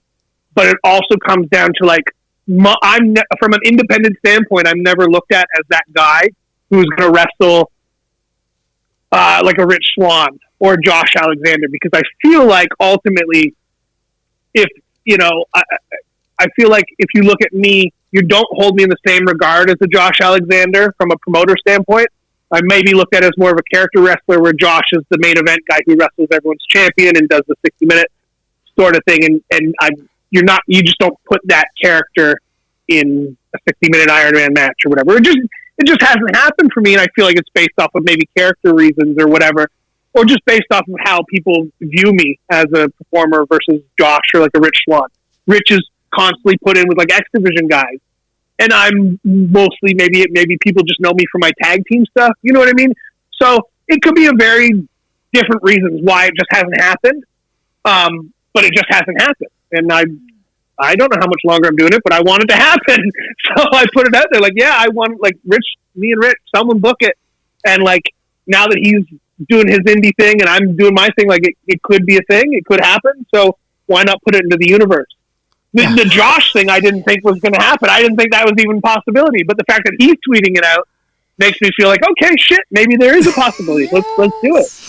So that's what you're going to do. Next World Series tour after March. They've got a book in Sydney, so it's I can go to. Rich Swann versus Crazy Steve in Sydney, Australia. Yeah. So I can be. Let's do it. Let's go. That'd be awesome. That'd be so good. Before we get to the plugs and stuff, and I do again thank you for your time and tried to be very respectful as I can of your time. I'm sorry if this has gone too long, but we always end the official interview portion on a non-wrestling question. We try and do it kind of just almost like a fun fact sort of thing. And we try our best to tailor it to the individual we're talking to. And this question that I'm about to ask has actually been used quite a number of times of what not to ask in an interview by the likes of Cody Deaner and Joe Hendry and many other people that have wrestling podcasts or just podcasts in general. But I thought, given your situation, it was kind of tongue-in-cheek. I hope you don't take offense to it and you see the funny side of it. But you yourself have the best way you can describe your vision and stuff is as shapes and colours. So, for our fun fact question, Crazy Steve, what is your favourite colour? Green. Green. Oh, nice. Nice. Nice. I love that he just answered that. And that was before I could see. Okay. But before I could see, my mom, she was like, out of all your toys that you played with in your crib, you played with this tiny green hammer. It was like a squeaky hammer. I don't know if I played with it because it made noise, but it was this green hammer. So there you have it. Green. Hell yeah. I love how quickly you answered that too. Yes. Yeah, I was good. Yeah. Hell yeah. But with that being said, Steve, where can we find yourself on social media? Where can we find the school on social media? Where can we find your merchandise? And how can people book you for shows? Yeah, so let's get the important one out first. Booking me, Australia. Booking me. You can find me at bookcrazysteve@gmail.com. And crazy is spelled CRAZZY. That's bookcrazysteve@gmail.com. I use that because it's like I get texts or I'll get Facebook messages or Instagram messages about bookings, and I always resort back to the email because it's just the easiest way for me to keep track of everything, and that's why I created it. So yes, bookcrazysteve@gmail.com is how you can book me. I do have a pro wrestling team. So it works. Yeah. Yes. I get requests and messages and stuff like that again through Instagram or Facebook or whatever, and like they just get lost in the shuffle of all the other messages that I get or whatever group chat I'm in. You know what I mean? So that's why it's there, and you can find that on all my socials. Like if you go to my X account or if you go to my Instagram account, it says right on it, bookings, bookcrazysteve@gmail.com. I tried to make the email as blatant and as easy as possible for people to remember. So like, that's why it's there. I'm not huge on X. You can still find me there at Steve of Crazy. I poke around a little bit and I advertise shows and things that I'm doing on there, but I don't really spend a lot of time on there. Instagram is more of my jam. You can find me there at TNA_crazy_Steve. And yeah, I'm more active on that platform than anything. I have a pro wrestling tee store if you want to buy shirts, whatever. The one thing that I will plug, which is pretty cool, a little thing that I started doing late last year, is I helped make and did vocals on my own theme song that you can currently hear on TNA if you're watching any TNA stuff. And that's from a band called Rot Nest. They actually, and you know what's kind of ironic, is I feel like they got the name Rot Nest from a cave in Australia that was known as that, to be honest with you. That's, I'm going to have to look into that after this conversation. It's like Island or something, I think. Yeah.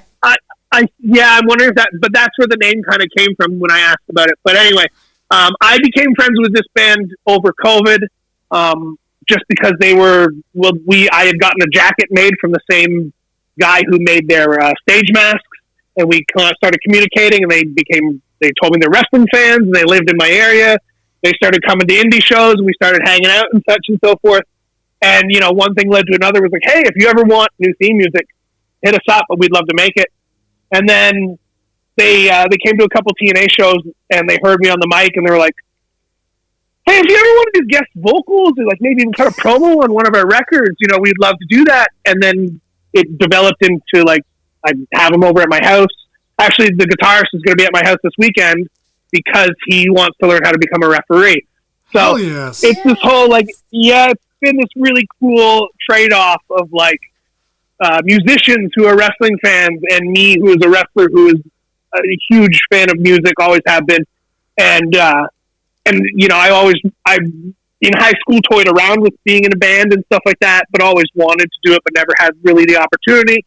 So when it came up to help write and create my own theme music, and then perform it, and then, you know, that came down to late November, Rot Nest actually performed their very first show in Nashville, and I was able to go on stage and perform Upsturge with the song.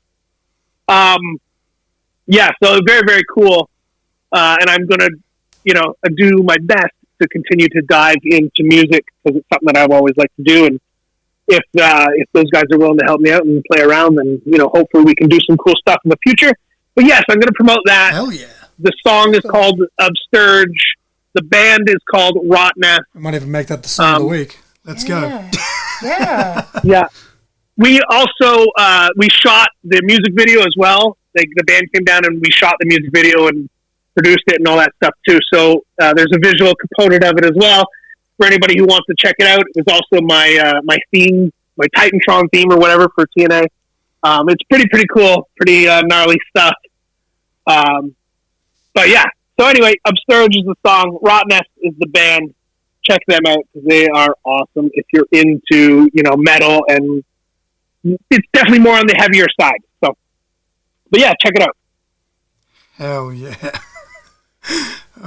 And where can we find you next at shows? We do have a small chunk of US listeners. I don't know whereabouts in the US, but where can we find you in the next few weeks or / months in terms of bookings on the indies, Steve? That's a good question. I'd have to look at my calendar to actually tell you. Well, I do have. Yeah, I'd have to look at my calendar to tell you. But I know I'm somewhere. I have some dates in my calendar that I can't say too much about. Okay, so there are some dates, but they're not for sure yet. Let's put it that way. So go follow Crazzy Steve on Instagram, and you'll find them. Yeah. Honestly, that's the best thing that I could tell you right now is follow me on Instagram because it will be up there. All my anything that I have to promote and advertise, or just my random thoughts and feelings, and that accompany a picture of sorts. I'm pretty artsy fartsy, so I think that's really why that app kind of appeals to me.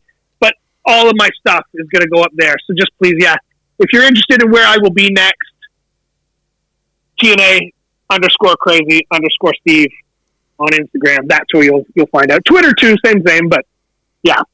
I will say though, just one thing. On commentary, it's a whole thing. I'm a one-eyed commentator, but on commentary, I've been basically introducing myself as the reverse John Cena. And I've noticed on your pro wrestling tee store that you actually have a parody shirt that says "You love that shirt, don't you?" Yeah.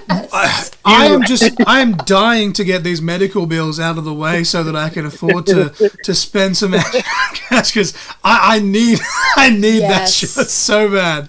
But yeah, I'll definitely chuck the pro wrestling tees in the description and all that. But that I can't see you shirt. Who came up with the idea for that? Because it seems like such an obvious thing, but was that your idea or was that someone else's?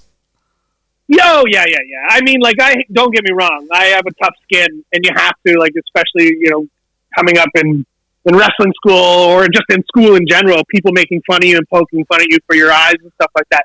So, it's never really bothered me, but, I don't remember. I think I was just biking around one day and I thought of the idea of it and it's, maybe it was something that someone said to me in a locker room or whatever it was, but it just was ironic and it made me laugh. And so I was like, this should be a shirt. And so, and it seems to, that one definitely gets a laugh out of people and people enjoy that one, especially if they know who I am and they know my story or whatever. So yeah, I don't know. It just was a thing. Thanks, John Cena. Appreciate you, buddy. I love it so much. As I said, once I actually have the funds, I'm definitely going to grab one for myself. But I thank you so much, Steve. One, for getting back to me as quick as you did when we teed this up, literally only yesterday, which is nuts to think about. But I thank you so much. I hope I haven't taken too much of your Friday afternoon. But no, just thank you so much for coming on. And as I said, I've sounded like a crack record over and over. And when I do the intro and outro, I'm probably going to do it again. But just thank you so much because, again, I was already a Crazy Steve fan all the way from the Menagerie days. But hearing your story and being able to find someone that I can actually relate to in some sort of way has been nice. But as I said, it's inspired me in many, many ways. And I just appreciate it without getting all sappy and emotional because I'm just a random dude in Australia that you've never met. But no, it really, your story has meant a lot to me on a personal level, especially in the last few years with all these flare-ups and almost losing both of my eyes and everything else that's going on. I'm just begging for the day that I can be medically cleared to wrestle again. But if that day never happens, at least I can live vicariously now through Crazy Steve. Well, and the fact that you've done it too, don't cut yourself too short. I always say to anybody who's walking into a pro wrestling gym for the first time, I say how many people do you know have a dream? Everybody has a dream, but few people are willing to act on that statement. So even if you aren't a professional wrestler, even if you walk in here with the hopes of main eventing WrestleMania and that never happens, you can always rest on and live on the fact that you tried to accomplish your dream. And there should be a reward in that, just doing that, because there's so many people who just won't do it or don't think that they can or don't have the confidence or whatever it is. You know, and you can at least say that you did that. You did that shit, right? So for better or worse, good or bad, it doesn't matter. You fucking did it, and you should reward yourself for that too and take pride in that. So don't cut yourself short. As far as like, you know, this whole interview itself, I'm very happy to do it. The words you speak are very humbling. And so I think, you know, the part of me, that's why I do these things, because they, you know, like yourself, you come off very appreciative, and I had the time and I'm happy to do it. It helps me be a better person. And it just, as you know, as I go through this life as a pro wrestler, you take these sort of interview things, you can take them for granted, but if, you know, they do touch people, whether it's one or 17 million people, however many listeners you have, you know, if there's something that I can say that helps motivate somebody, or I don't know, put a smile on their face, or just even distract them from their day-to-day life, then fair play to them. And I'm happy to do it anyway. So thank you again for having me. I really appreciate it. This was fun. You guys are good. You guys are a great interview, a great pair. So I appreciate it. Thank you very much, Steve. You enjoy the rest of your day. Absolutely. Thanks, Steve. Thank you very much. Bye. Yeah, absolutely, guys. Appreciate it. Let me know how it goes. Let's try and get me booked in Australia. Let's do it. I'm ready to come down. I don't know how much pool I have, but I can poke around. I will say, like, you're not the first person to contact me from Australia and be like, dude, are you coming out? When do you come out? Like, I've gotten several people to you know, who are out there. So it's not like, you know, I am known. I would like to go there. So if it does happen, I'll be sure to let you guys know. Absolutely. And yeah. Thank you very much, Anyway, Steve. guys, thanks so much. Thank you. Appreciate you guys. Thank you, Steve. Bye now. Bye.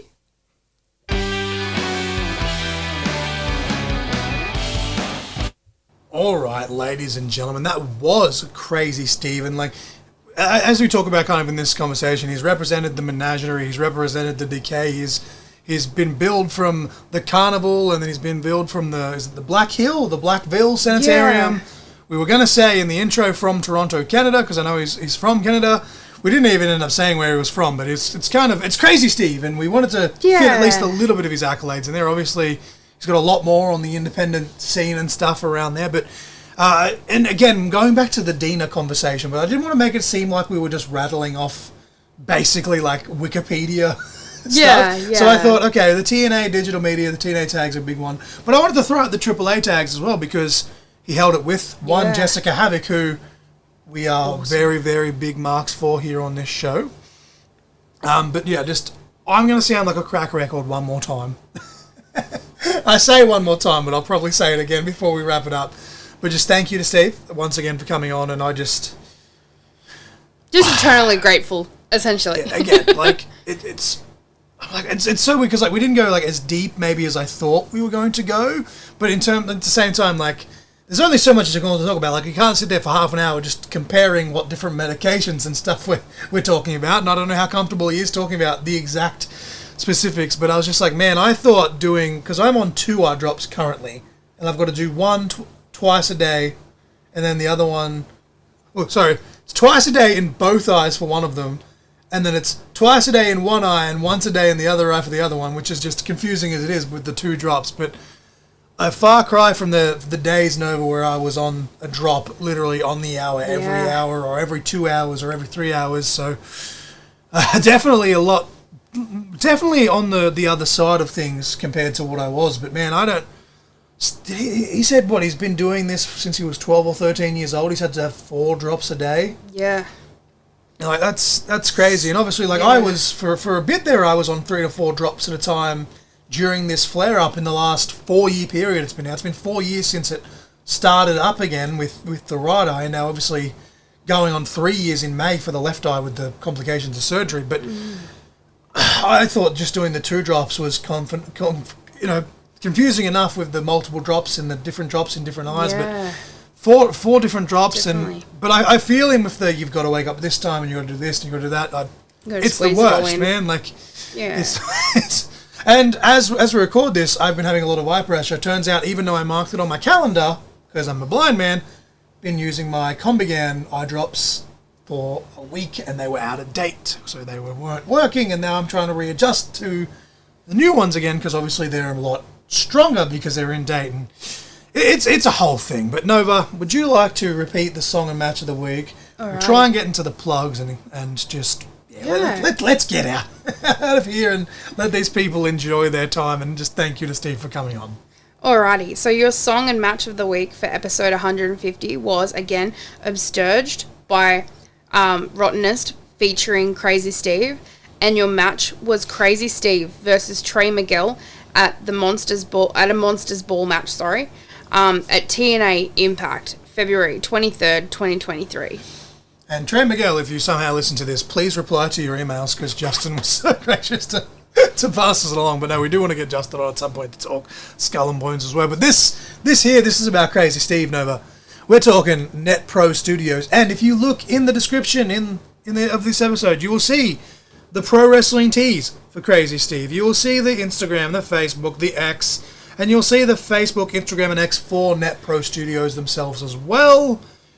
It's all there. It's all there. Like, I would love so much to learn from Steve, as I mentioned in the intro, and that's never going to happen because I'm never going to have the money to travel and fly, and I'm technically not allowed to fly with my pressure issues. I wonder, that's something Steve might have to check. I don't know, because he's got like a different eye condition to me, but is he even going to be able to fly over here to Australia, the 15-hour flight before the pressure and the altitude and everything like that?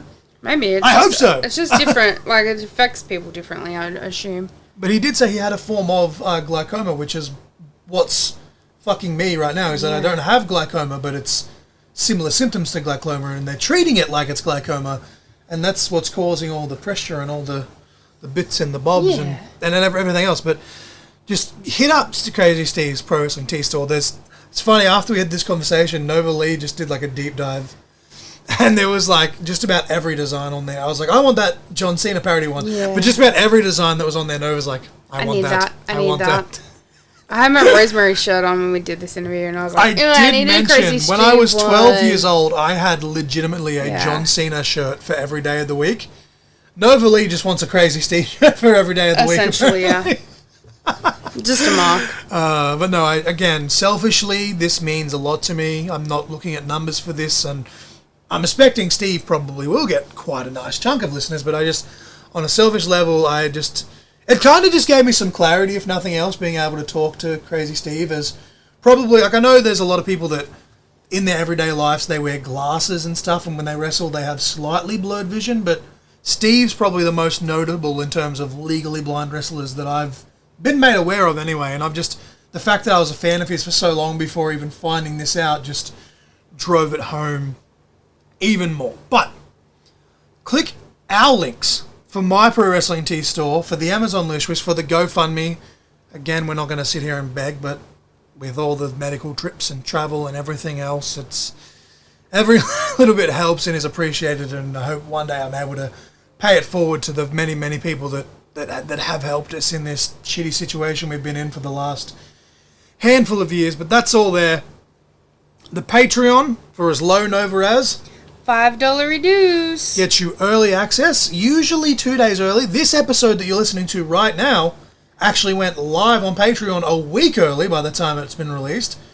$10 Australian, or $6 US, or how much is that in Canadian? I don't know. $10 Australian, $6 US gets you instant access to the digital copy of my children's book. It's the first of 3 books in a mini-series. It is the pinned post on the Patreon page, $10 and up, or $6 and up if you're US. It's there.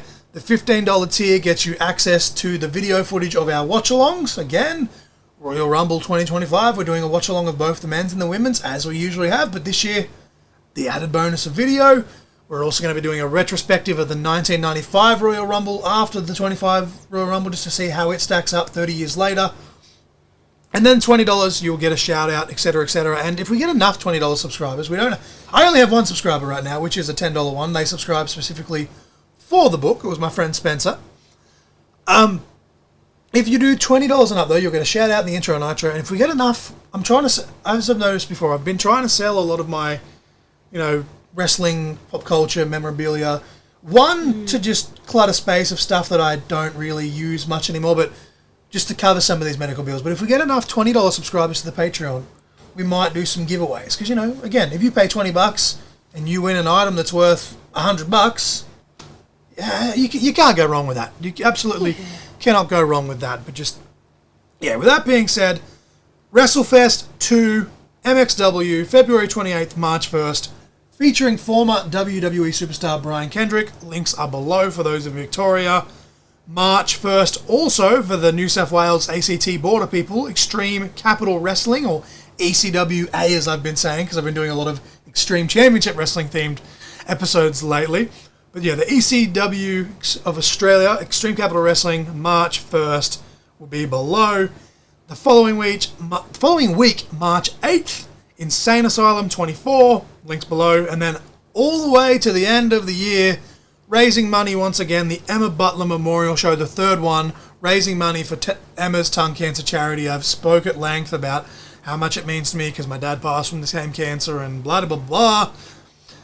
Come along, come have a great night, come see some great wrestling, raise some money for a great cause. I do still have some Emma merch available to raise money for that. Hit me up. But whatever we've got left, again, we will take with us in November.